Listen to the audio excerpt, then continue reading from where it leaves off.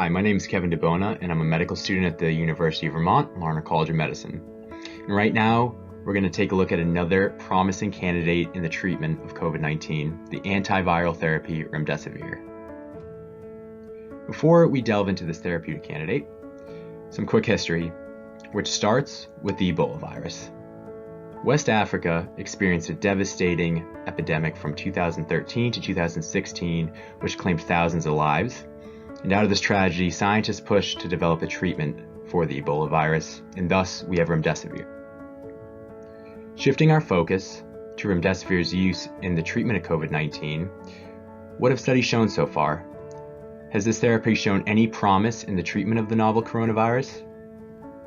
Well, there are currently 3 phase 3 clinical trials underway to evaluate the safety and antiviral activity of this drug in the treatment of COVID-19. This data has not been made publicly available yet. But we're still in luck. We have some data to work with. In a recent study published on April 10th, 53 hospitalized patients with severe COVID-19 from multiple clinical sites in the US, Italy, Japan, and other countries were placed on a compassionate use trial of Remdesivir. During the study, 40 of these patients received a full 10-day course of the drug. On day 1, 200 milligrams was given IV, and for days 2 through 10, 100 milligrams was given IV. For 10 of these patients, they received between 5 and 9 days of treatment, and for 3 of these patients, they received less than 5 days of treatment. So, what did the study end up showing? Well, prior to treatment, 30 of the 53 patients were on mechanical ventilation, and 4 of the 53 were receiving extracorporeal membrane oxygenation. And without harboring on the details, this is basically a treatment that uses a pump to circulate blood through an artificial lung and back into the bloodstream.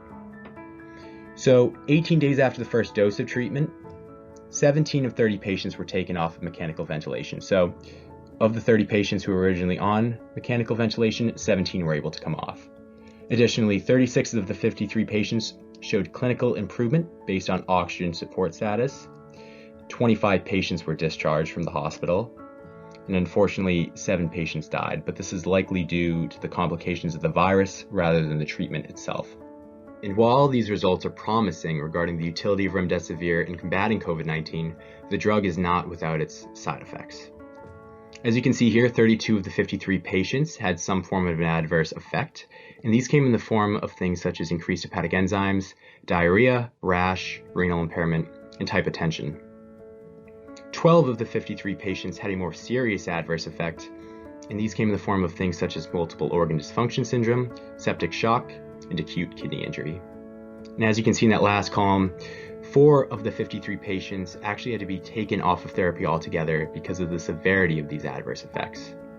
So the drug certainly has a catch with regards to the adverse effects it can cause, and this toxicity will have to be carefully monitored in future clinical trials. One last thing I want to talk about before I leave is that this graph is slightly misleading because it appears as though the chance of developing an adverse effect on Remdesivir is quite high, but that's not the case because this study counted individual patients with a serious adverse effect and a mild adverse effect in both categories. And so basically what that means is it inflated the number. And the takeaway there really is just that if you were placed on Remdesivir, the chance of developing an adverse effect is still high, but it's likely lower than that which this graph is projecting. And so there you have it. Remdesivir appears to be a promising candidate in the fight against COVID-19, but we'll have to wait and see the results of the 3 phase 3 clinical trials currently underway to be certain of the drug's effectiveness. Thanks for listening.